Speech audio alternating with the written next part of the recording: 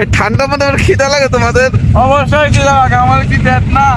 হায় হায়, হেঁটে বেড়াতে পারবেন, তুই cake cut, cake cake cake cake ওরে ঠান্ডার সব নিচে ঢুকো। হ্যালো গাইস, সবাই কেমন আছো? আশা করি সবাই অনেক অনেক ভালো আছো। তো গাইস, তো দেখতেই তো পাচ্ছ এত পরিমাণ ঠান্ডার মধ্যে কিন্তু গাইস আমরা রওনা দিচ্ছি হলো পাবনা। তো এই যে দেখতে পাচ্ছ 10:28 বাজে ঘড়িতে, আর এখন কোন গাইস যাবো আমরা রংপুর টু পাবনা। আমরা কিন্তু বাসা থেকে অলরেডি কোনো বের হয়ে যাচ্ছি। তো গেট ছিল, গেটও কোনো খুলে দিল। তো আস্তে আস্তে যদি বের হই, দেখা যাক কত দূর পৌঁছাতে পারি, কত রাত হয় যাতে যাতে। তো 10টা পর্যন্ত রওনা দিচ্ছে, আর অলরেডি কোন গাইস আমরা বিশ্ব রোডে উঠে গেছি। তো দেখতেই তো পাচ্ছ আশপাশ দিয়ে বড় বড় গাড়ি সবকিছু যাওয়া আসা করতেছে। যেহেতু আমরা ঠান্ডার মধ্যে যাচ্ছি, তো এখন আমরা একজনকে জিজ্ঞাসা করবো যে কেমন লাগতেছে আমাদের জার্নি। হাই গাইস, আমরা বাংলাদেশ থেকে নেপাল যাচ্ছি। আমরা সব রোহিঙ্গা, ঠিক আছে। আমাদের কোনো জায়গা ঘর নেপালি নেই।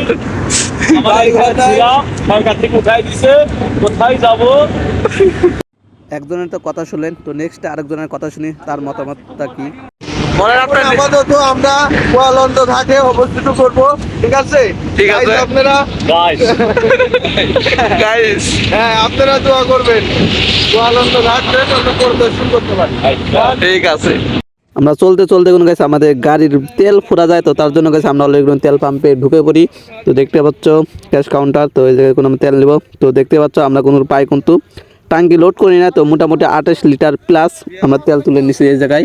তো মোটামুটি আমাদের যাওয়ার প্রস্তুতি হয়ে গেছে। তো আমরা কোনো তেল পাম্প ছেড়ে দিয়ে চলে যাচ্ছে আবারও আমাদের সেই রওনা পাবনার দিকে।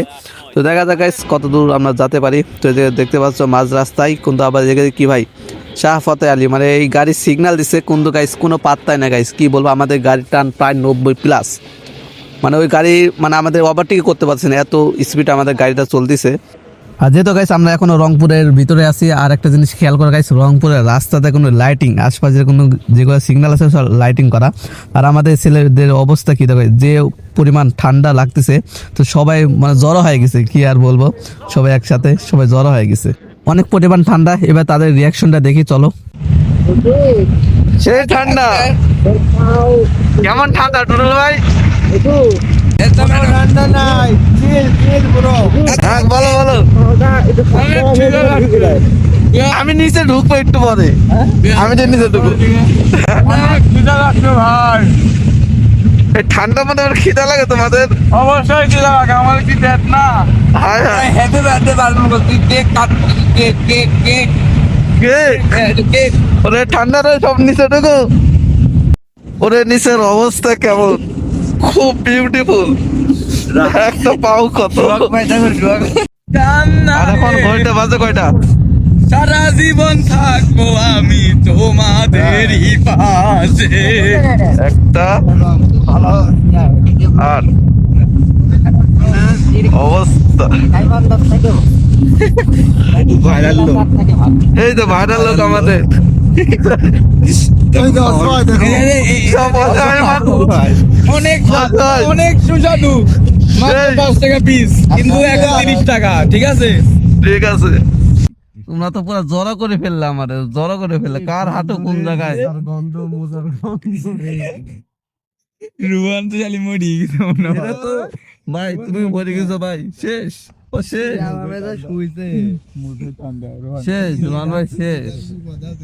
যখন গাইছে আমি কম্বল থেকে মাথা বের করে তারপর গাইছে অবস্থা কি ভাই, কুয়াশা, এত পরিমাণ কুয়াশা যে গাড়ি ঘোড়া কিছু দেখা যাচ্ছে না, শুধু লাইটিং এ। আর আমাদের অবস্থা তো পুরাই অবস্থায় খারাপ, কি অবস্থা কি রয়েছে ঠিক ঠিকানা নেই। তো তারপর রিয়াকশনটা কি হয় দেখে নাও সবাই। এই আজান দিচ্ছে, আর এখন ঘড়িতে বাজে কয়টা? 5:43। আর এখনো তা নাকি গাইস, রাতে আস্তে আস্তে ভোর হয়ে গেল। আরে একটু পর সূর্য উঠবে, সামনে তো কুয়াশা জন্য কিছুই দেখা যাচ্ছে না, গাছপালা কি আর কইমু গাইস। এদিকে তো এখনো কম্বল মরতে শুয়ে রয়েছে, পেট কাটা সব ভিজে গেছে কুয়াশায়, কিছুই করার নাই। পানি পড়তেছে নাকি আকাশ থেকে? জল পড়ছে, জল, ঠিক আছে। আস্তে আস্তে কোনো মাঝ রাস্তার মধ্যে কোনো আমাদের সকাল হয়ে পড়ে, কারণ গাইস আমাদের গাড়ির সমস্যা ছিল, তার জন্য গাইস অনেক লেট হয়ে গেছে আমাদের আস্তে আস্তে। যেহেতু গাইস সকাল হয়েছে, তো এখন গাইস আমরা একটু হোটেলে কিছু নাস্তা পানি করে নেই সকালের খাওয়া দাওয়া। তো খাওয়া দাওয়া করার পর কোনো গাইস আমরা 2-1 ঘন্টা রেস্ট নেওয়ার পর কোনো আবারও গাইস আমরা রওনা দিই। তো দেখতেই তো পাচ্ছ আমরা কোনো আবারও রওনা দিচ্ছি, আর এখন কোনো পুরাই সকাল মানে দিন পুরাই জোশ লাগতেছে। তারপর কি হয় দেখো গাইস, বাংলাদেশে মনে হয় সরকার নাই, রাস্তাঘাট কিছু ঠিক করতেছে না, এইটা বল কাহিনী শুনে দুইবার পুরাই অন্ধকার রাস্তা। তো যাতে যাতে কোনো গাইস আমরা পাবনার শহরের ভিতরে ঢুকে পড়েছি। তো এটা হলো গাইস পাবনা শহর। তো কি আর বলবো গাইস, এত পরিমাণ জ্যাম। তো যাতে যাতে কোনো আমাদের সন্ধ্যা লেগে যায়। তো এখন বর্তমানে গাইস আমরা পাবনা আতাইকুলার ভিতরে আছি। তো দেখতে পাচ্ছ সন্ধ্যা হয়ে গেছে, তারপরে কোনো গাইস এখন আমরা গাড়িতে মানে এখন পর্যন্ত আমরা বাসা ভাড়া পাইনি। তো এই যে দেখতে পাচ্ছ আমরা কোনো আতাইকুলা থানার সামনে বসে আছি গাড়ির উপরে, মানে এখন পর্যন্ত বাসাই পাইনি আমরা। কি আর বলবো, প্রায় 20-21 ঘন্টা জার্নি করছি, তারপরে কোনো গাইস আমরা অবশেষে বাসাটা পেয়ে গেলাম। তো দেখতে পাচ্ছ এখন কোনো গাইস রাত প্রায় কিন্তু 9টা বাজে। তো এদিকে কোনো গাইস আমাদের গাড়িতে যে মালামাল ছিল সেগুলো কোনো আমরা আনলোড করতেছি, আর আমাদের তোমাদের বাসা দেখায়। তো এটা হলো গাইস আমাদের বাসা, তো কেসি গেট বাসার। তো চলো গাইস আমরা ভিতরে ঢুকে দেখাই তোমাদেরকে বাসাটা। তো ভিতরের অবস্থা তো দেখতে পাচ্ছ, প্রথমে টাইস মানে জুতা খুলে টাইস। এবার চলো আমাদের রুমটা দেখা দেয় তোমাদেরকে। তো ক্যামেরা নিয়ে আমরা সামনে চলে যাই নাকি, আর নিজেকে কত আর দেখাবো। তো এটা হলো গাইস আমাদের রুম। তো অলরেডি কোন গাইস আমরা বিছনা সব পেরে ফেলেছি। তো এটা হলো গাইস আমাদের বেডরুম, আমাদের থাকার জায়গা। তো সাইডে হকি টকি কাজ চলতেছে, এখনো অনেকেই বেটিং এখনো পারা শুরু করে নাই, এই ঘরে কোনো এখনো বেটিং টেটিং পারতেছে। তো মোটামুটি গাইস আমরা কোনো পাই কিন্তু 21-22 ঘন্টা জার্নি করার পর গাইস আমরা মোটামুটি পাবনা আতাইকুলার ভিতরে চলে আসছি। তো এটা হলো গাইস আমাদের সেই বেমান গেমিং ব্লগ ভিডিও। তো গাইস ভিডিওটা যদি একটু ভালো লাগে অবশ্যই একটা লাইক কমেন্ট শেয়ার করে দাও, এবং পেজে নতুন পেজটা ফলো করে দাও, আর যারা ইউটিউব থেকে দেখতেছে তারা সাবস্ক্রাইবটা করে দাও।